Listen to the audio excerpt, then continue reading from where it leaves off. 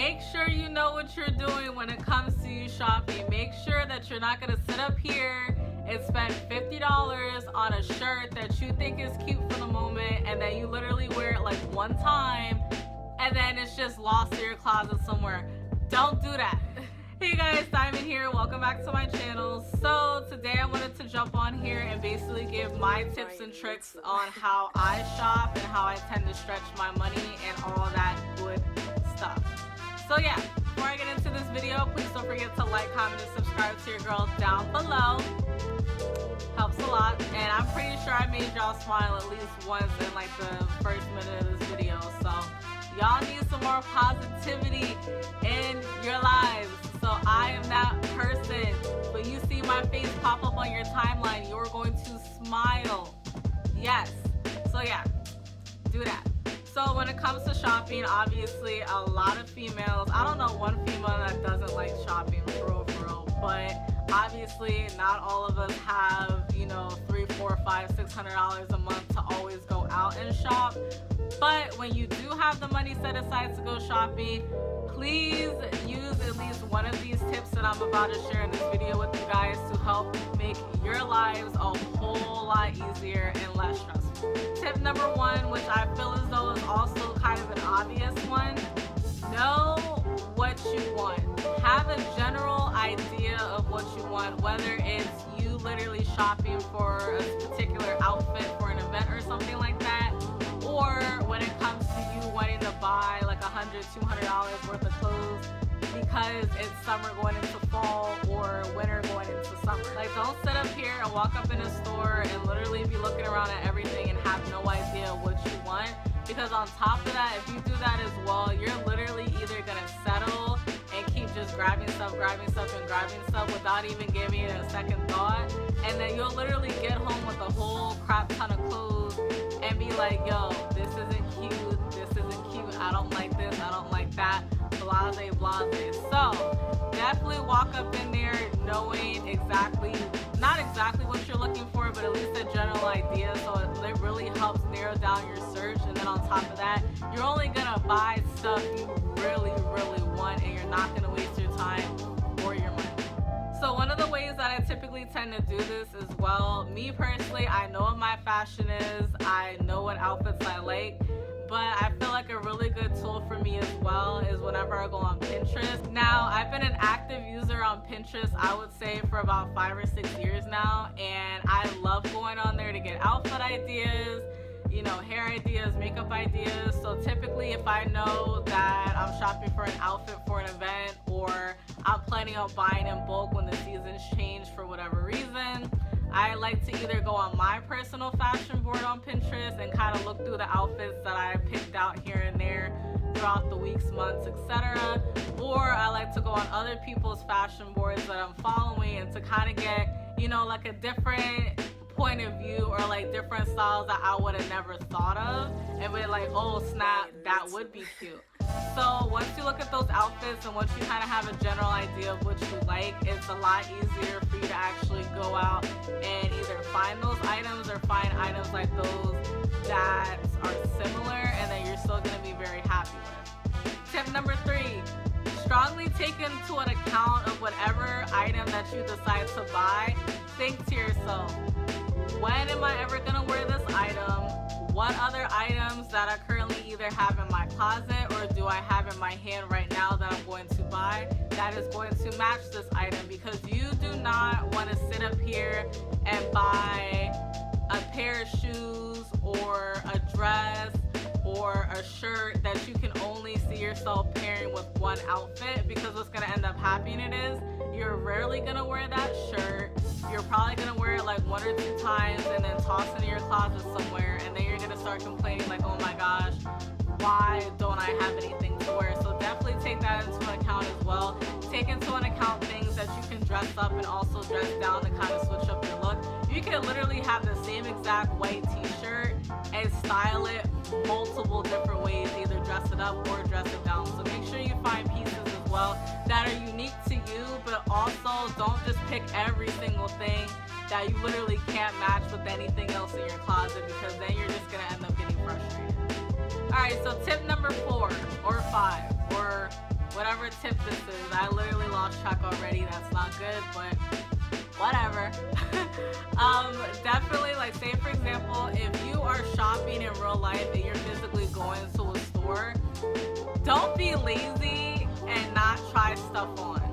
Try your stuff on, because God forbid if that dress or that shirt, somehow the sizing isn't like regular sizing that most stores have, and you're assuming you're a medium, but you actually need to go a size up. Like, I know me personally, shopping at Forever 21, I'm typically a medium to a large in shirts, but with Forever 21, I always have to get a large in a shirt. It never fails, whether it's a baby tee, whether it's a blouse, anything like that. I always have to size up, because for some reason their sizing is smaller than Fashion Nova, Wet Seal, Route 21, like stores like that. So definitely, especially if you're shopping in a store that you typically don't shop in, because again, stuff changes all the time.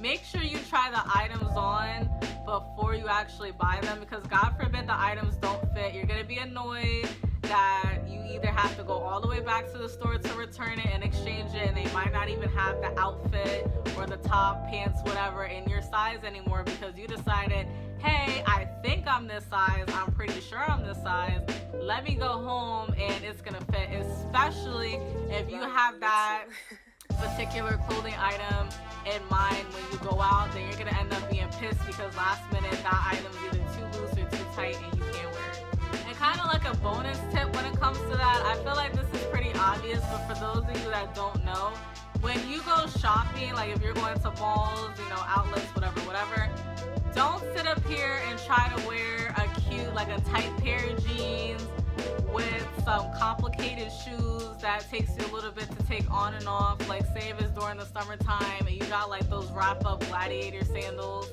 don't go shopping in those if you're planning on trying clothes on. Like, wear a cute pair of sweats or like a cute pair of basketball shorts or something like that, and some easy shoes or sneakers that you know you can easily slip on and off when it comes to trying shoes, and when you also have to try on jeans and other stuff like that. I can't tell y'all how many times I would walk around the mall and I would see girls wearing like the tightest outfits and all this other stuff with all these shopping bags, and I'm thinking like, dang, like you must be really tired from having to shuffle your feet to get into these dang jeans after every single time you get done trying stuff on in the store. So please, there's plenty of cute sweat outfits. There's plenty of cute sweat outfits that you can be walking around the mall in, because last time I checked, the day and age where you actually find somebody cute at the mall anyways to be looking cute for is rare. So save yourself that time and energy and wear comfortable clothes when you're shopping. Alright, so the next tip I have for you guys is to definitely check out the sales.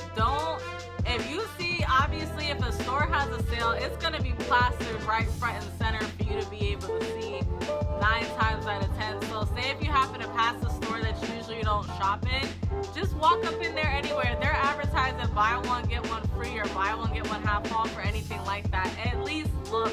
Don't be stubborn and just go to the same exact store that you always go to all the time, because you might end up either A, finding new stuff that you didn't even think that you even wanted, or B, you're just gonna find another store to shop at. So either way, it's a win-win. Now, God forbid you walk up in there and you don't find nothing that you want. Oh well, you wasted what, like 5-10 minutes? You know what I'm saying? So definitely look into the sales. Like, perfect example, a couple weeks ago, I think this was maybe like 2 or 3 weeks ago, I was randomly walking around the mall because I had my eye on a pair of black plain pumps. I don't understand why it was so hard for me to find black plain pumps, because black plain pumps. Try saying that 5 times fast. But anyways, I don't understand why it was so difficult for me to find those, because they're plain Jane whatever. But anyways, so I was walking around the mall. Why do I walk past Route 21 and I see a big old thing saying buy one get one free? Ryan Little. Free shoes. Granted, I don't mind shopping at Route 21. Typically, I do shop at Route 21 when it comes to their shoes, especially during the winter time, because I feel like they do have a lot of cute shoe selections for the fall and winter. Now, I walked up in the store. I even asked the sales associate. I was like, define buy one get one free, because it's not that often that you actually see that? And he was like, yeah, you get any pair of shoes, and then the one that costs less, you're gonna get completely free. I bet, because mind you, obviously when you're shopping for clothes, that's not taxed either. So whatever price it says on that price tag is how much you paying, no tax added, nothing, right? So I was dumb hyped because mind you, they started putting their fall stuff up, and I'm just like, yo, this is amazing. Granted, I didn't have that much money to spend, so I couldn't go buck wild, but I did end up picking up 2 thigh-high boots, and guess how much I paid for 2 thigh-high heel boots? $40. Well, technically $39.99, but I round up. So $40 for 2 thigh-high heel boots. Like, guys, I can't make this stuff up. Like, you know how lit that is? Look, I got these bad boys. And mind you, he was literally just putting these on the floor, so they had all the sizes. So I was able to find the 8.5s that I needed. Thank you, Jesus. And then I also got the exact same pair in this brownish nudish color. So yeah, so you guys just need to, don't always jump to the first thing you see. Make sure it's a decent price. Like, no, I don't care how, look, people that spend $50 on a regular sweater irritate me, because I'm just like, you know how many times I would see a regular pink sweater? Why the heck are you sitting here spending $50? So definitely know your price range and know what you're willing to pay for certain things, but don't sit up here and be stupid and spend all this money on one particular item. Just be smart and know where to shop, and just look out for sales, and don't be cheap. Like, don't be so like snooty and high end that you think you have to spend $1,000,001 on your clothes. It's okay to be cheap. It is okay. When it comes to certain things, it's okay to be cheap.